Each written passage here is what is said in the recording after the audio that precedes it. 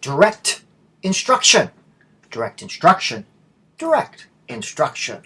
All these are types of teacher-centered instruction, variations on a similar theme. Teacher-centered, 3 types of teacher-centered instruction. Generally, we are going to look just at direct instruction.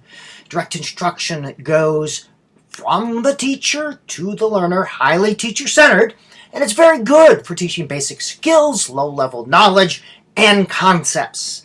Not so good for higher-level concepts. However, it is one of many tools that you should have, effective teachers have in their teacher toolbox.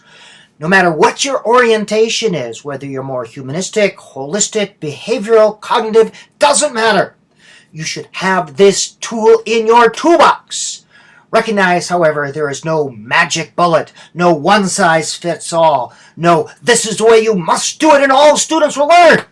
That's not how it works. Beware of the clowns who make universal claims about direct instruction based on limited data. No student should receive only direct instruction. One of the downfalls of direct instruction is special needs learners tend to get too much of it.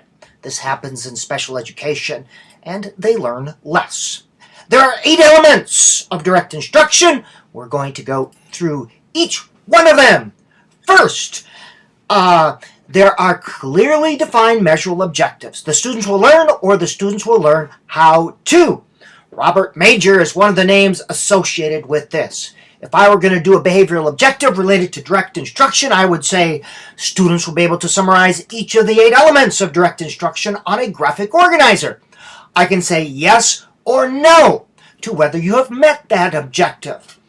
Learning is clearly defined here. Yes, they can. No, they can't. Robert Major and some of these early educational messiahs, I call them, tried to make teaching a science, meaning make it repeatable, measurable, valid, reliable. They said if all teachers would just follow this recipe, then learning is guaranteed to happen. Well, in the social world, we can't control all the variables, and teachers and students are not standardized products. So that idea that you're going to scientificize teaching by making everyone do the same is a silly notion. The second element of direct instruction, there's some sort of orientation, overview, preview to show them what is to come. Graphic organizers are great for this, but anything that shows them the big picture.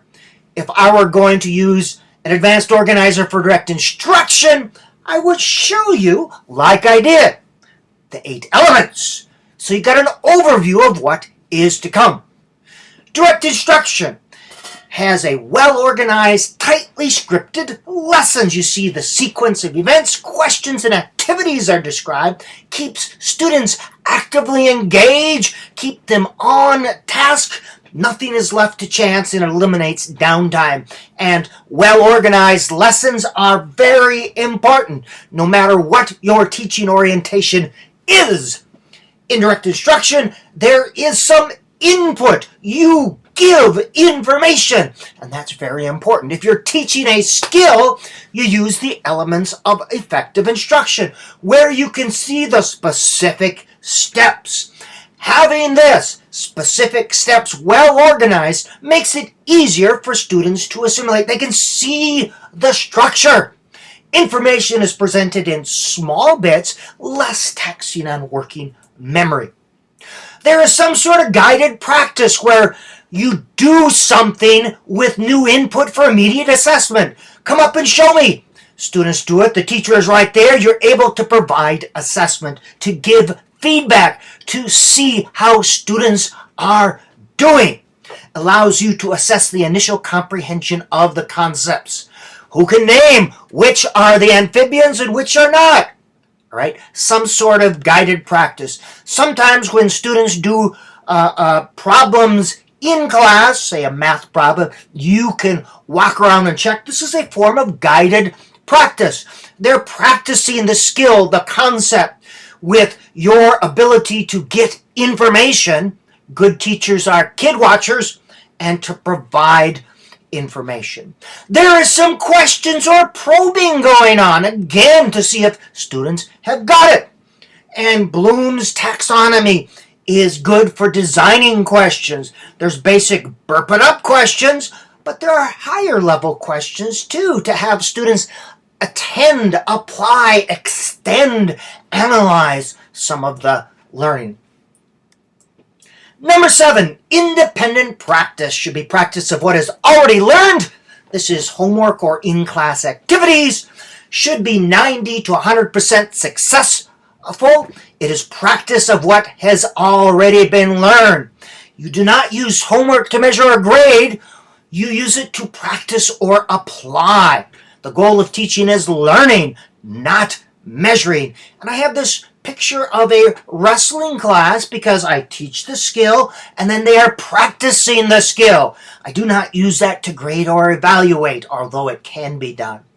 And the last one, indirect instruction, you want to revisit, review, reapply. Learning is secular. We do not learn in one input or one lesson. You cannot input information into a human like you do into a computer. Basic overview on direct instruction.